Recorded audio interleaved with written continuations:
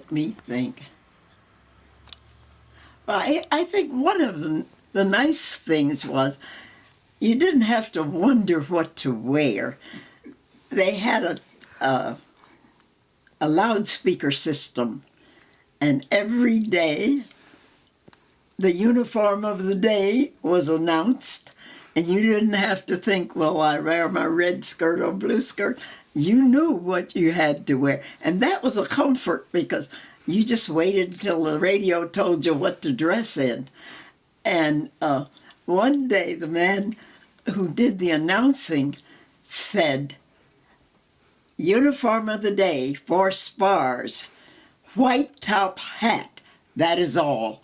And the whole, you heard 10,000 people roaring because they thought he was saying all we would come out in was a hat.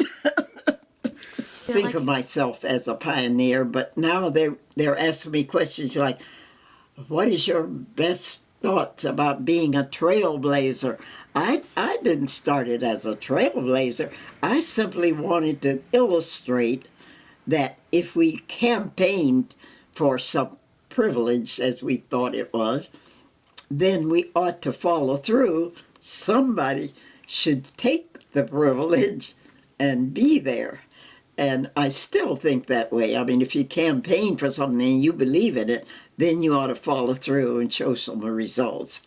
I knew real classical music that I could play, you know.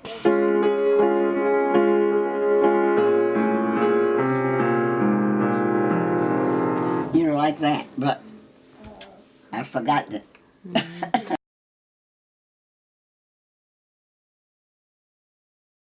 I had nightmares and so forth and so on, and I was afraid because, you see, the only non-black people that I had ever seen, for the most part, were salesmen coming to sell something to my father. And they brought presents, and they listened to my sister play Bach, and they asked the other sister about her schooling. You know how salesmen do. So I thought that's the way people were. And when my mother told me, your country is shooting at you, it was an absolute amazement to me. Oh, it made me emotionally distressed. I was screaming in my sleep and scratching myself and pulling my hair. I wanted a brown teacher.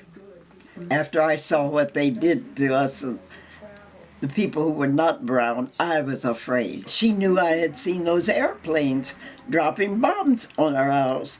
So she realized that that was an awful thing for a child, just as it was an awful thing for children in any war to see their family and their family's possessions destroyed and seeing nobody protecting them, because we thought, you know, according to the preamble, that we had a right to life, liberty, and the pursuit of happiness.